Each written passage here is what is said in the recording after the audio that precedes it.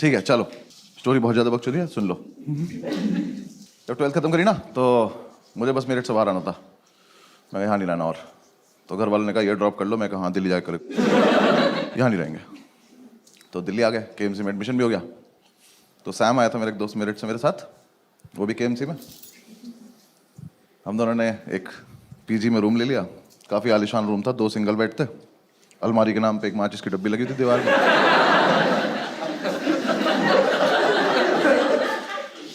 और जो आर्किटेक्ट था ना उसका,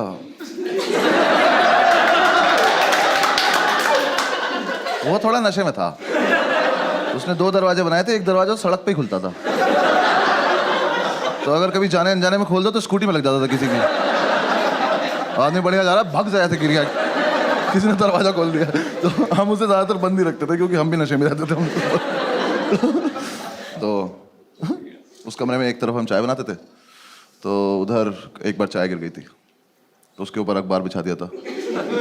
तो अब जो हेडलाइन थी वो चिपक गई थी। तो न्यूज़ के नाम पे हम रोज ये पढ़ते थे कि गाजियाबाद में सरेआम कत्ल हुआ है। और हम रोज वहां से निकलते कहते गाजियाबाद में बहुत कत्ल हो रहे हैं यार।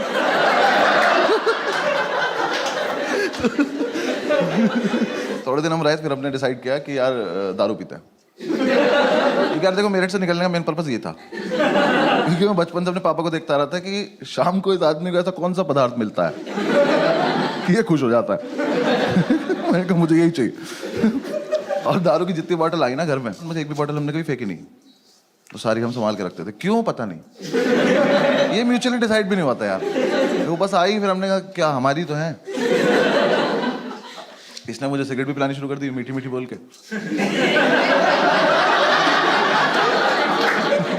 भाई पी के देख मीठी मीठी लगेगी। मैं कहते पी के देखी, मुझे लगी भी। मैंने कहा सही है। जितने लोग स्मोक करते हैं उन्हें पता होगा कि छोटी गोल्ड में से ना धुआं बहुत आता है। जो नहीं करते मैं बता रहा हूँ आप। हाँ ऐसे गूगल मत करने लग जाना, आता है वो, पता नहीं उसके हाथ कोई बीमारी है, वो पुरानी सिगरेट कभी खींच लेती है, पता नहीं क्या उसके साथ। तो ना कमरे में धुएं से बादल बना के और बस उसे बैठ के देखता रहता था। मैं पूछता था क्या कर रहा है, कह रहा भाई देख उसमें कुछ दिख रहा है। मैं क्या दिख रहा है, कह रहा देख एक कुत्ता दिख रहा है। तो मैं देखता, मैंने कहा हाँ दिख तो रहा है। फिर हम दूसरा बादल बनाते थे, फिर हम दोनों कुत्तों की लड़ाई कराते थे। तो ठीक चल रहा था हमारा, फुल ऑन एंटरटेनमेंट चल रहा था। फिर एक दिन हमने ऐसे डिसाइड करा कि आओ थोड़ी बहुत सफाई वफाई कर लेते हैं। हम निकले घर से कि थोड़ा सामान वामान लेके आते हैं। बादल बना के, कमरा बंद करके, ताला लगा के हम लोग गए। पास की एक दुकान थी, वहाँ जाके हम भूल गए हम क्यों आए थे, सिगरेट पीने लगे।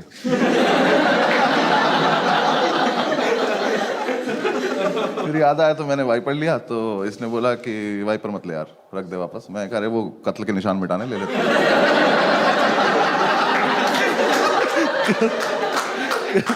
कह रहा कि नहीं कोई जरूरत नहीं है, मैं कर लूंगा अपने आप। मैं कहा अच्छा ठीक है। तो हमने बेसिकली हम कुछ लेने गए थे, बिना लिए थोड़ी देर में घूम घाम के वापस आ गए। तो हमारे यहाँ गैलरी थी, यहाँ वॉशरूम था, रूम से काफी दूर। आर्किटेक्ट होगी उसकी कोई दिक्कत, मुझे नहीं पता क्या था। तो ऐसे वॉशरूम था, चाबी इसके पास थी, भाग के आया और वॉशरूम में घुस गया। तो मैंने कहा चाबी, कह रहा नहीं दे रहा।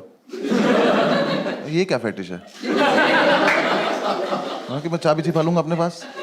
मैं कहा भाई या तो मुझे भी अंदर ही बुला ले, मैं भी बाथरूम में आ जाता हूँ। तो कह रहा नहीं मैं चाबी नहीं दूंगा जब तक मैं बाहर नहीं आता, तो बाहर घूम। मैं कहा और अंदर कुछ नहीं कर रहा है, छप छप की आवाज आ रही है पानी की। पता नहीं बाल्टी में चाबी ही डुबो रहा था। मैं कहा भाई दे दे चाबी, 2-3 बार मांगी, नहीं दी। मैं कहा ठीक है बाहर में जा, मुझे कुछ ना कुछ काम है।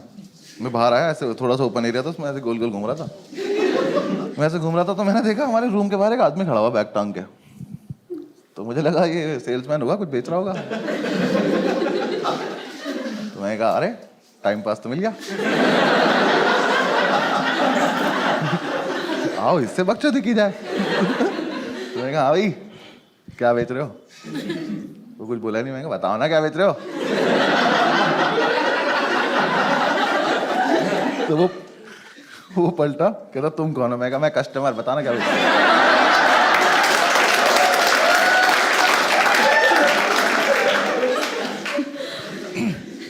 कह रहा मैं सैम का फादर हूं।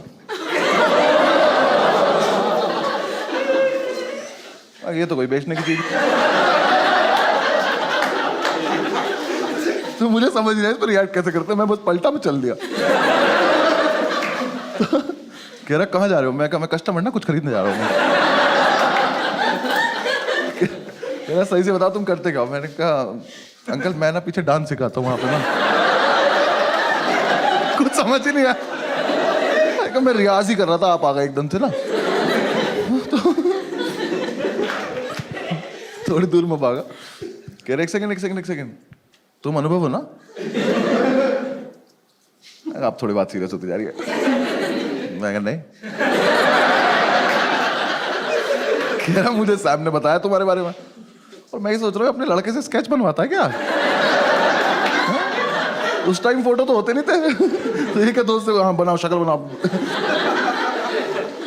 तो यार देखो मैं भाग सकता था वहां से, लेकिन फिर मुझे एकदम से लगा कि आज क्या होने वाला है। ये आदमी अभी वॉशरूम से आएगा, ये अपना बाप देखेगा, फिर हम तीनों मिलके कमरा देखेंगे, और ये संसार तमाशा देखेगा। मैं इस मोमेंट को मिस तो नहीं करना चाहता। तो मैं कहा बता देते हैं हम कौन है, क्योंकि देखो मुझे क्या डर था, ये आदमी क्या कर लेगा, वैसे तो है नहीं मुझे पीट देगा। ज्यादा से ज्यादा क्या मेरे घर पे फोन करोगे, कर लो। जो अभी टाइम हो रहा है मेरे पापा पक्का फोन उठा के बोलेंगे चीयर्स भाई साहब।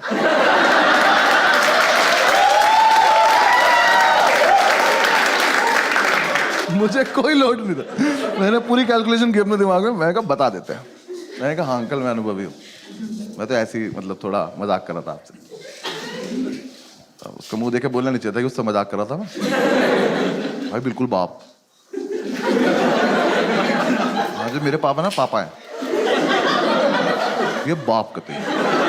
वो लड़के नहीं तो बचपन से बाप बनना चाहते हैं कि स्माइल नहीं करेंगे वरना औलाद पैसे मांग लेगी। इतना सीरियस ऐसे खड़ा। मैं कहा ठीक है अंकल मतलब मैं ही हूँ, आप बताओ कैसे हो आप? कह रहे सैम कहाँ है? हो गया शुरू। मैंने कहा अंकल यहीं पे है, ये रहा यहाँ पे वॉशरूम है, वॉशरूम में। कह रहा बुलाओ उसको। मैं कहा भी बुलाते हैं। मैं गया, मैंने जाके गिर दिया। मैंने कहा बैठी आपके फादर आए हैं।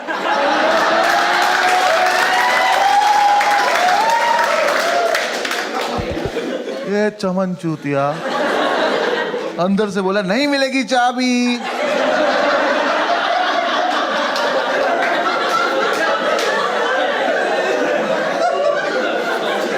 कहा बैठी रख लो चाबी, आपके पापा आए हैं। तो अंदर से कह रहा मेरे डैड जी क्यों आएंगे? वो तो यही आदमी बता पाएगा।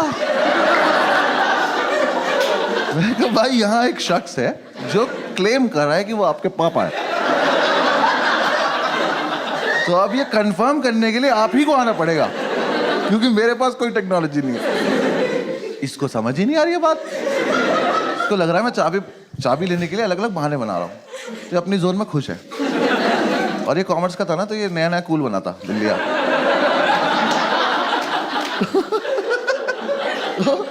इसने कूल बनने के लिए दिल्ली आके कुछ लड़कों से दोस्ती करी थी और एमिनेम सुनना शुरू किया था। पर इसके लिए नहीं था वो। मेरठ का लड़का एमिनेम, समझ लो तुम। वहां के लड़के अभी भी मेमोरी कार्ड को चिप बोल रहे हैं यार।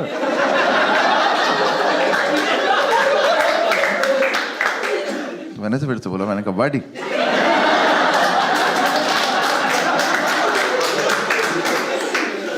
प्लीज मान जाओ, आपके पापा आए हैं। अंदर से कह रहा है buddy love the way you लाई।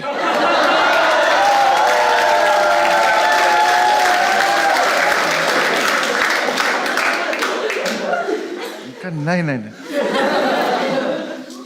अपने पापा कसम नॉट लाइंग। एक ही मिनट लगेगा, बाहर आके चेक कर लेना। अलग फील में इतने अंकल आ गए कि हाँ चल क्या रहा है। अंकल आए, मैंने कहा अब पता है सारी गलती इस आदमी खुद की, सब इनकी वजह से हुआ है। अगर ये उस दिन आके एक शब्द बोल देते तो वो लड़का सुन लेता, वो बाहर आ जाता, सब हो जाता। बाप है, कैरेक्टर में रहना।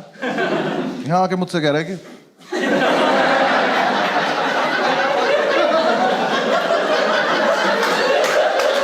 क्या मैं बहन मम्मी मुझसे क्यों बोल रहा हूँ? ये तो रहा लड़का अंदर तुम्हारा। हाँ, बोल दो ना। नहीं, कुछ खड़ा है शांति से। मैंने कहा बॉडी आ गए।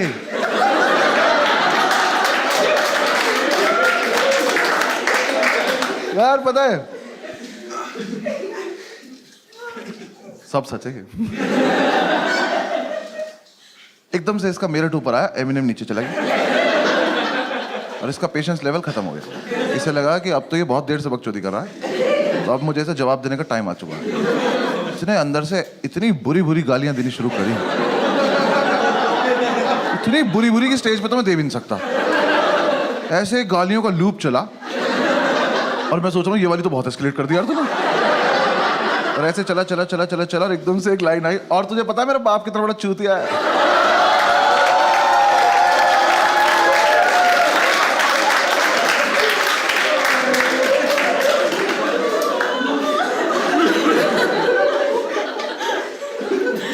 देखो मैं इतनी रेंज में था कि थप्पड़ खा सकता हूँ। फिर मुझे लगा कि अब ये बकचोदी चलती रहनी चाहिए। तो मैंने कहा कैसे?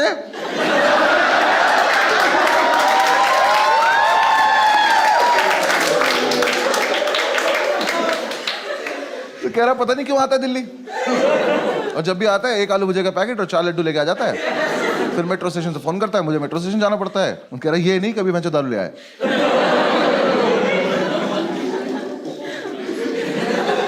अंकल आपके संस्कार है, मतलब ऐसा ये चल रहा है अभी भी। अब ये किसी और चीज को गाली दे रहा है जो हमें नहीं दिख रही है। अंदर ही कुछ है जिसे ही गाली दे रहा है। मैं कहा अंकल चले यहाँ से, आज का तो हो गया होगा, चले।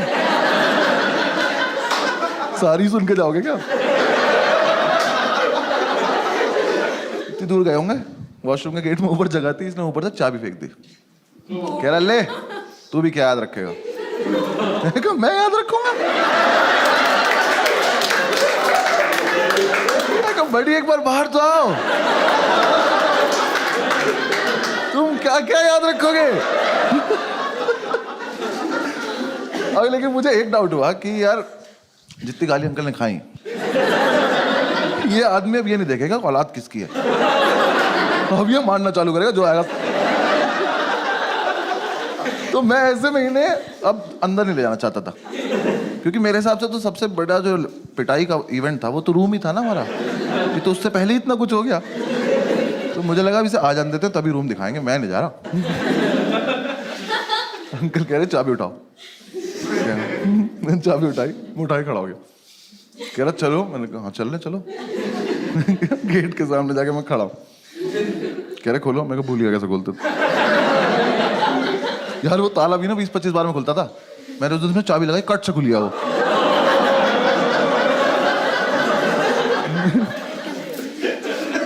ऊपर वाला तो साथ नहीं दे रहा आज। मैंने ताला ऊपर अटकाया, कुंडी खोली, मैंने कहा अंकल अब आप कर लो। अंकल ने गेट खोला, पहले तो बादल आए। वो 2 जर्मन शेफर्ड अंकल के ऊपर से गए। वो आदमी स्मोक नहीं करता, कह रहा ये क्या था? मैंने कहा कुछ नहीं अंदर आओ, अभी तो बिजली भी कड़क रही है, आ जाओ। अंकल अंदर घुसे, सामने एक चेयर पड़ी थी, उस पर कपड़े पड़े थे। मैंने कपड़े हटाए, मैंने कहा अंकल यहाँ बैठ जाओ, बस बैठ रहो। बाप लाइट जलाओ, मैंने कहा लाइट नहीं आ रही। वो पुराना वाला स्विच बोर्ड लगा हुआ था, उस पर वो इंडिकेटर नहीं लगा रहता था, तो वो जल रहा था। तो कह रहा वो तो जल रहा है। मैं कहा ये इन्वर्टर जल रहा है, छोटा इन्वर्टर इतना ही लोड ले पाता।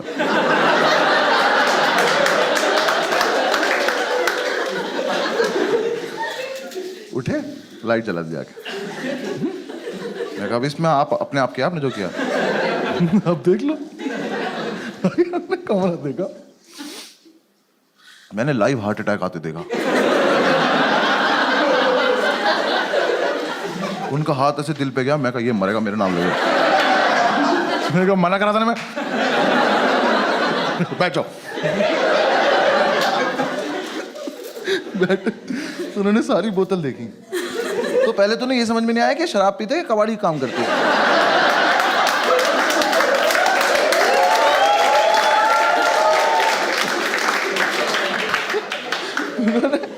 बॉटल देखी और मतलब इतना जेन्युइन सवाल उनका कि पीते ही हो ना?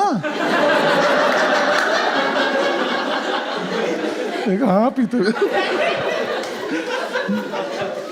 और देखा कि साफ सफाई देखी कितनी है। उठ के कमरे में घूमे, मैं उधर मत जाओ, कत्ल हो रखा वहां पे। उन्होंने देखा हमारा चाय वाय का एरिया, कह रहे अच्छा अच्छा ठीक। एक तो बाप लोगों को ना, बच्चा उनका आर्टिस्ट हो, इसकी कदर नहीं होती।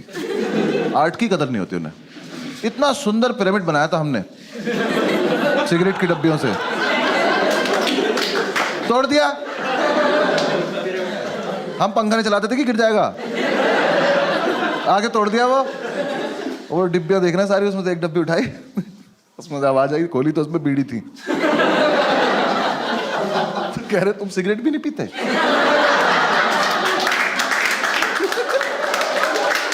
नहीं अंकल पीते हैं, ये रात को 2 बजे का इमरजेंसी वाला है। वैसे भी बहुत पैसे बेचते हो ना भाई। वो कैरेक्टर आदमी थे यार वो। सैम उनसे पैसे मांगता था ना कि ये वाली 2 बुक्स चाहिए, पैसे दे दो, तो वही वाली 2 बुक भेज देते थे।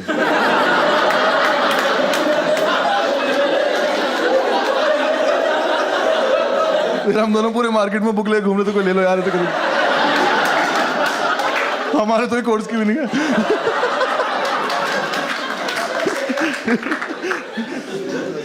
अंकल ने देखा पूरा माहौल वाल, बैठ गए। अब वेट चल रहा है। मैं अंकल चाय पियो, कह रहा चाय पी तो तुम लोग। मैं बच्चों की करनी जरूरत, टॉन्ट मत मारो, पीनी है तो बताओ। मैं बहुत देर से वेट कर रहा हूँ, यहाँ पिटाई नहीं हो रही है। भाई इतने में हमारे सैबिनम साहब, देखो इस लड़के को बिल्कुल नहीं पता है बाहर क्या हो रहा है, इसकी दुनिया कहीं और है। ये वॉशरूम से निकला, इसका ऐसे हाथ निकला, ये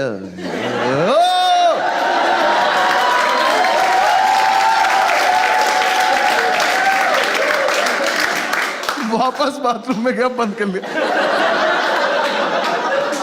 और वहीं से चला रहा, पापा माफ कर दो, कभी नहीं करो पापा। अंकल कह रहे बुला के लाओ इसे। मैं फिर मैं बुला के लाऊं यार, अभी आया तो झपट्टा क्यों नहीं मारा आपने इस पे? तो मैं वापस गया, मैंने कहा बड़ी हो गया, आप धप्पा हो गया, आ जाओ। मैं कहा देख लिया पापा ने, आ जाओ। अब कुछ नहीं हो सकता। बाहर आया, कह रहा भाई क्या होगा? मैं कहा मुझे क्या पता, तेरा बाप है भाई। मुझे तो बस देखना है, चल जल्दी। आए रूम में, फैमिली वैल्यूज। भाई नहाती पहले पैर छुए। मैं कहा अच्छा आशीर्वाद मिलेगा आपको। बैठा, अंकल ने कहा क्या है सब? कह रहा मैं नहीं करता। अंकल ने मेरी तरफ देखा, मैंने कहा मैं भी नहीं करता। मकान मालिक का है सब।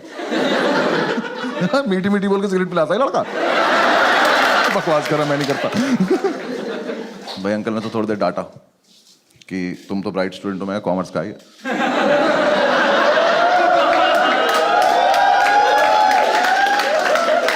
कह रहे बेटा ये सब करने की क्या जरूरत है, फलान ठिकाना। वो डांट रहे। मैं कहा अब मारेंगे, अब मारेंगे, कुछ नहीं। उठे, खुद बाथरूम गए, तुरंत वापस भी आ गए। मैं कहा इनका क्या चल रहा है इनकी फैमिली में?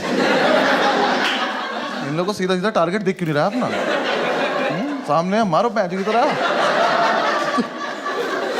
फिर वो आप बताए, फिर उससे बातें कर रहे हैं कि तुमने मतलब क्यों किया होगा ये, बेटा गलत चीजें हैं। और मेरी तरफ देख के कह रहे हैं लड़कों के साथ रहना छोड़ दो।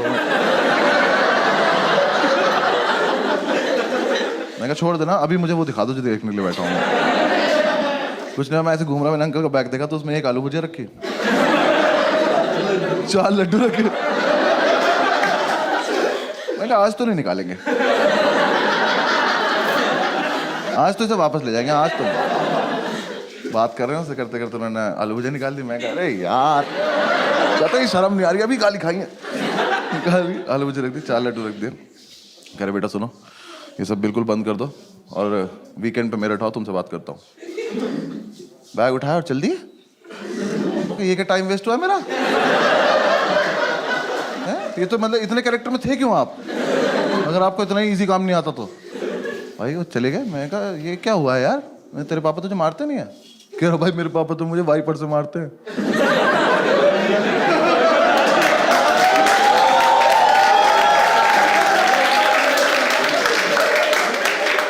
मैं कहा तो इसलिए मना कर रहा था क्या?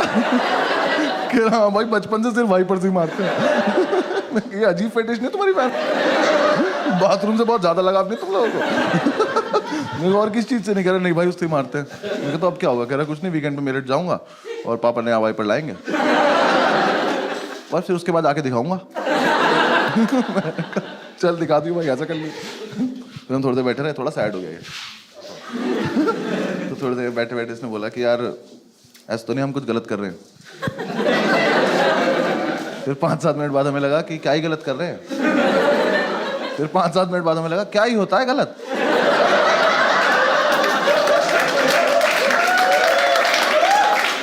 किसी के लिए गलत, किसी के लिए सही होता है। तो हमारे पास एक और क्वार्टर पड़ा था, हमने वो निकाला, एक एक पैक बनाया, भुजिया आई थी, इसका यूज भी तो करना था। हमने भुजिया गोली, अपने अपने बादल बनाए। हमारे कुत्तों की लड़ाई होने वाली थी कि अंकल वापस आ।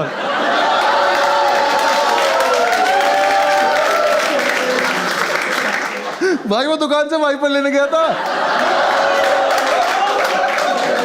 उनने स्वीटी नाम के वाइपर से जो सूता है ना उसको घुमा घुमा। अंकल देखे मेरे, uncle love the way you lie.